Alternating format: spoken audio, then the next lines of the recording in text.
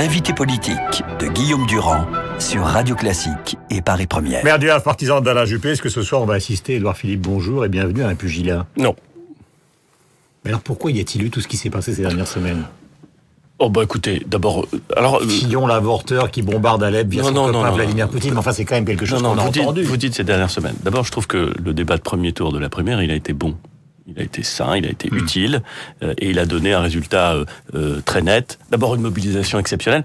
Et évidemment, le problème, c'est que le rythme est tellement rapide dans notre actualité que on a l'impression que c'est acquis. Mais 2 semaines, 3 semaines, 1 mois avant la primaire, il y avait des gens qui vous expliquaient qu'on fera à peine 3 millions, c'était pas tellement la culture de la droite, ça mobiliserait pas. On a fait plus de 4 millions d'électeurs. C'est un superbe succès d'organisation et de mobilisation. C'était pas ma question. Hein. Je sais bien, mais pendant ce superbe succès d'organisation et de mobilisation, les débats sont restés très, je dirais très sains, très bon. Donc il n'y a pas eu cette foire d'empoigne avant le premier tour. Il y a eu une petite tension juste après le premier tour, dans les 2 premiers jours qui ont suivi. Et de la mauvaise foi.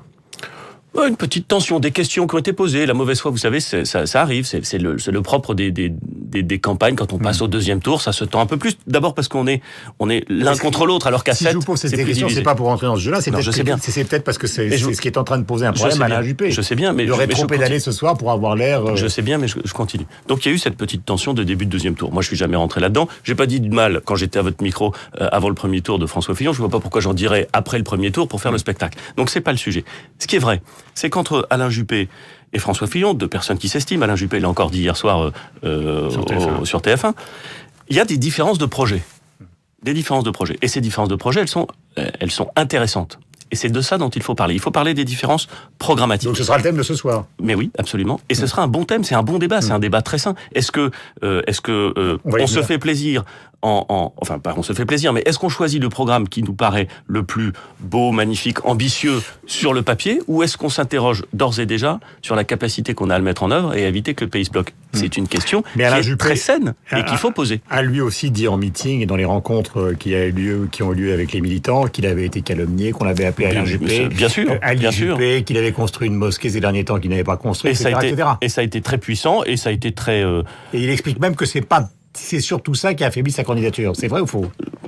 Encore une fois, je ne rentrerai pas dans l'explication des résultats du scrutin de premier tour. On va pas contester les résultats du premier tour. Ils sont très nets, ils sont extrêmement parlants et ça va très bien. Mais ce qui est vrai, c'est que quand vous êtes dans la situation du favori, et Alain Juppé, il a été longtemps dans la situation du favori. Maintenant, il est plus du tout dans la situation du favori. C'est François Fillon qui est dans la situation de l'archi-favori. Mais il a été longtemps dans la situation du favori. Quand vous êtes dans la situation du favori, vous avez une masse de pression qui se pose sur vous, de rumeurs, ça, à laquelle il faut faire face. Et Alain Juppé y a fait face très longtemps, parfois un peu seul. Il l'a dit encore hier soir. Il y a fait face. Aujourd'hui, François Fillon est archi-favori.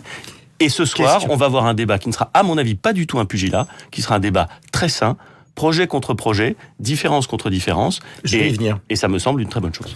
Est-ce que, pour reprendre la célèbre formule et la parodie du défunt André Rousselet, c'est Sarko qui l'a tué? Je ne sais pas, je crois pas. Qu'est-ce que vous voulez dire dans cette superbe formule? C'est que les attaques contre les alliances, contre Bayrou, contre le Modem, il a même répondu, il a dit « je préfère avoir », c'est Alain Juppé qui a dit ça, « je préfère avoir une alliance avec le Modem que des partisans du Front National qui approuvent ma candidature ». Pas moi qui l'ai dit, c'est Alain Juppé. Bah oui, je suis sûr qu'il le pense. Je suis sûr qu'il le pense. Ce qui est possible, c'est qu'au premier tour, s'est installée l'idée pendant très longtemps, peut-être chez les candidats, sans doute chez leurs soutiens, sans doute dans la presse, sans doute chez les sondeurs, probablement chez les sondés aussi, que on était dans une espèce de match Juppé-Sarko.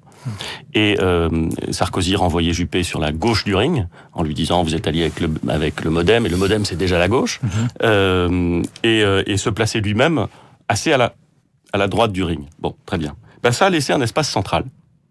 Un espace central que François Fillon a su mobiliser de façon tout à fait remarquable et très puissamment sur la fin. Et c'est celui-là qui s'est exprimé majoritairement.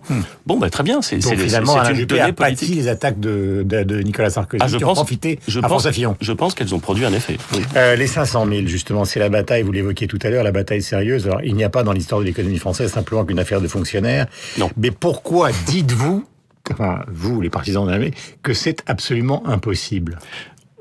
Je pense que Parce que là, c'est quand même là-dessus qu'on va écouter. Ce que nous disons, c'est que ce soir et dimanche, il y a le choix entre un projet ambitieux et un projet ambitieux. Non, mais traitons la question des fonctionnaires. Je vais vous le dire maintenant.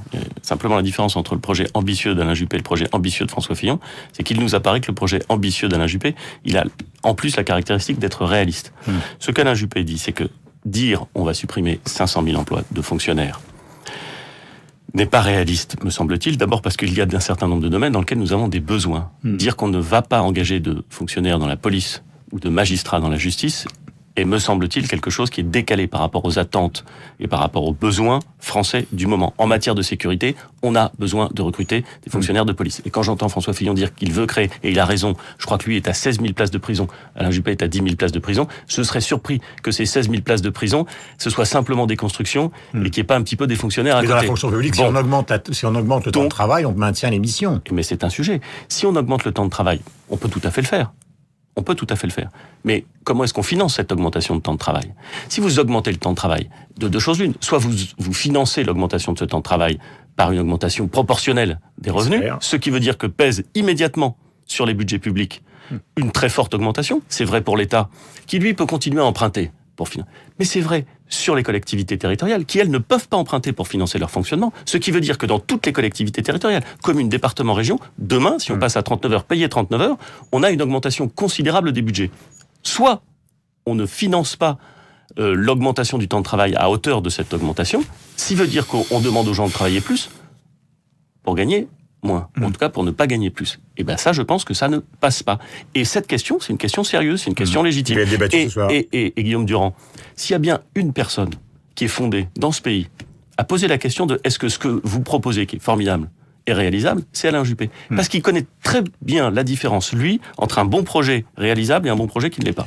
Est-ce que vous considérez sérieusement que François Fillon a des soutiens d'extrême droite ? Alors, je n'ai jamais dit, et je ne dirai jamais, et je ne pense pas une seconde. Attendez, vous me posez la question, j'y réponds, c'est une question sérieuse. Je ne pense pas une seconde que François Fillon soit un homme d'extrême droite. En aucune façon, bien sûr que non. François Fillon est parfaitement dans la ligne républicaine et l'accuser de quoi que ce soit serait absurde. Ce qu'Alain Juppé dit, c'est que il a observé, à titre individuel, ou un certain nombre de groupements, de gens qui étaient très marqués proches de l'extrême droite, qui à titre individuel. François Fillon ne l'a pas demandé, mais apporter leur soutien à François Fillon. C'est un fait. Mais ça de grâce, ne laissons pas penser une seconde qu'il pourrait y avoir une quelconque connexion, une quelconque proximité entre François Fillon et ces gens. Je vais vous montrer une photo, vous allez me dire si ça vous intéresse. Celle d'Emmanuel Macron. Je suis pas sûr que les photos m'intéressent en général. Alors, ce que vous me montrez, c'est une image d'Emmanuel Macron. Ce que vous c'est montrez, le dos de son livre. Le livre d'Emmanuel Macron qui s'appelle Révolution. Je ne l'ai pas encore lu et je m'interdis de parler de livres que je n'ai pas lus. Vous vous interdisez. C'est quand même un sous-entendu politique. Est-ce que ce sera? Mais non, mais je ne peux pas vous parler d'un livre que j'ai pas lu. Est-ce que vous considérez que l'analyste politique que vous êtes, en dehors du responsable politique, est-ce que vous intégrez l'idée que François Hollande sera de toute façon candidat? C'est assez mystérieux la gauche, quand même. C'est mystérieux, c'est compliqué. Je veux dire, on va sortir de la primaire de la droite dimanche soir, et je peux vous dire un truc, quel que soit le gagnant de la primaire de la droite, l'union sera complète, immédiate. Total, j'ai aucun doute là-dessus. Un truc qui est sûr, c'est qu'à partir de dimanche soir, vous avez vu le matin dans le Figaro et 215 parlementaires qui disent calmez-vous. Ils le disent à Alain Juppé essentiellement. Je vous dis ce que je pense. Dimanche soir, quel que soit le gagnant de la primaire, l'union sera immédiate, complète et totale. Je n'ai aucun doute là-dessus. Aucun doute là-dessus. Comme l'a dit assez gentiment Alain Juppé hier soir à la télévision, Monsieur Sarkozy et Monsieur Fillon se sont échangés quelques scuds avant le premier tour. Vous avez remarqué que le dimanche soir, l'union était totale. Donc je n'ai aucun doute là-dessus. Ce qui est sûr, c'est qu'à gauche, à partir de lundi, ils vont devoir se déterminer qui sera le candidat de la gauche. Je leur souhaite bien du plaisir. Ils ont l'air d'avoir... Je ne sais pas comment ils vont organiser leur primaire. D'ailleurs, manifestement, eux non plus. Je ne sais pas qui sera candidat. On va regarder. Merci Édouard Philippe, donc le maire du Havre, et le petit grincement que vous avez peut-être entendu derrière le micro, c'est simplement la chaise quand elle tourne. Il n'y a pas de troisième homme pour reprendre donc le titre du célèbre film de Carol Reed.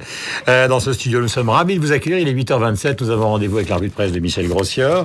Bonne journée à vous, donc suivant la formule consacrée. Juste après, ce sera donc Philippe Tesson et Bruno Roger Petit. Auparavant, donc le rappel des titres de Sophie Paulini. Merci de votre fidélité, 8h27. C'était l'invité politique sur Radio Classique et Paris Première.